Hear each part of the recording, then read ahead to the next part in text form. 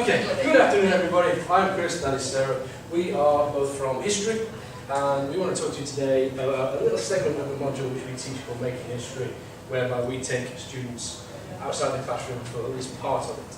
Just to give you a bit of background about what the module is all about, we get students into groups of 2 or 3 and we ask them to undertake a piece of research of their choice on anything they want to do with the history of Sheffield.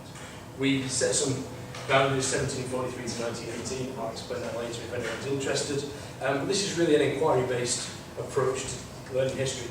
These are students that are in their first year at university. The module previously was in the second semester and has since moved to the first semester. This is one of the first modules that students are doing. They have to use primary source material as part of their research.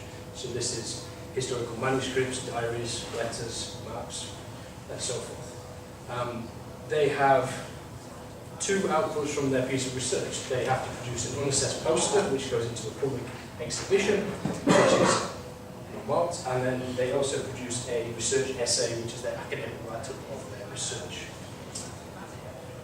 And we also have 5 outside visits outside of the university as part of the delivery of the module. One of them is compulsory, the other 4 are up to the students if they want to come along.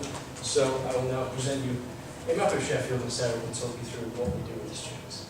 Okay, so history at Holland is based at the city campus, and part of it, as Chris says, is taking them outside the classroom to engage them and embed that content in the module. So the first thing we do, all students in the second week go across the road, literally, they can see it. Most of them from their classroom can see the library. They don't know that it is the library. They've never been into the library, most of them. They know it's opposite a pub.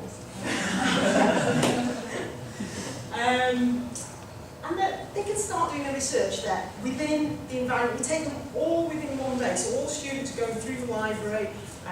We are there to give them advice, but of course the staff at the local studies library are there to give them advice to engaging with them. Not only are they able to sort of find out more about a potential research project, they're able to refine projects, find out much more. Primarily they're using secondary sources and some printed primary sources. So the next visit we take them on, which has to be more optional because of course space is much more concentrated in the archives and the library. And they'll only let you have so many people there at any one time. Needless to say, of course, it's a very popular subscribed visit, but then independently students are going there. When Chris was there in the archives, 22 students went on one occasion, saw them there doing research. They're assigning the students and things. We have 100 students on the module. To see 22 in the archives in a single day is quite surprising. Well, it's 2 days before an assessment in which they have to say, we have looked at this primary source. So there are pitfalls to this. Now, whilst those 2 visits are very much about getting resources to undertake that research project, which are vital for them being able to fulfil that part of the assessment, we also take them on a history walk. We take them around Sheffield, pointing out interesting buildings, monuments, and various things that they might find relevant to the project. They might find a bit more about how history is presented to the public as well, which is part of them presenting their research as a poster. But quite importantly, they're finding out more about Sheffield as well. They're in the first year, they're finding out about Sheffield, what's on the doorstep, and it's making them more engaged with what they're studying at the same time. We then take them to 2 museums, again optional visits. And one of the things that came out of the museum visits was developing a sense of course identity and developing and building social relations. Western Park's more a general museum, so they get a sense of the history of Sheffield. We also take them to the Industrial Museum. Got a photo of this. That's our students at Western Park. And as you can see, they're enjoying themselves. We've got people mixing from different workshop and seminar groups who wouldn't normally have known each other or talk to each other, starting to talk to each other, develop ideas across the whole module. Yeah, and the second visit is to a more specialist museum on the subject of industrial heritage and history in Sheffield. But again, it's that sense, as well as finding out about the project and how history is presented to people, it's how do you fit into this module, how are you part of that course community, and how does that make you more engaged as part of the process as a student. Yeah, we did the visits on Wednesday afternoons, so typically outside the teaching time.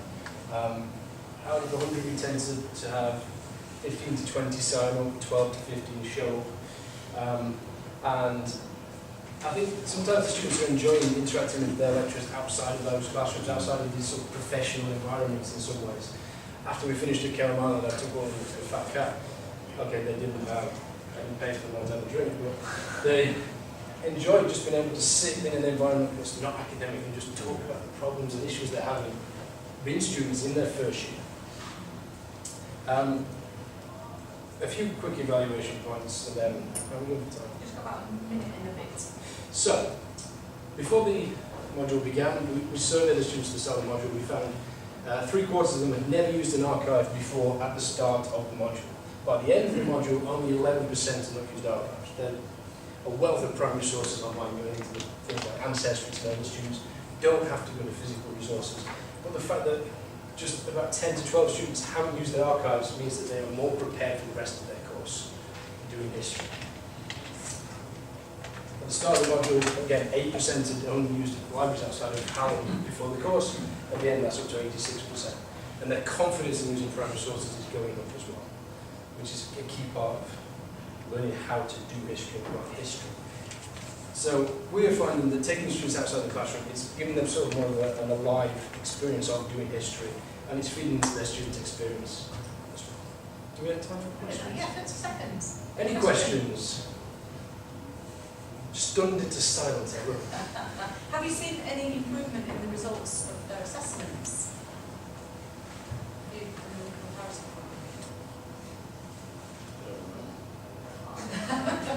I just wondered if there was a measure that you could, as a quality of their work improvement. We tend to find that the students that come along to things like this are the top of the course anyway. So I guess one of our challenges is how do we attract students who are less able, less engaged into things like this to show them the value of it. One of the main stumbling blocks, one good question, is that it's outside of timetable hours. They may have jobs, they may have things to do. One question, if we have time, please. Right at the beginning, you made reference to, I think it was 1740.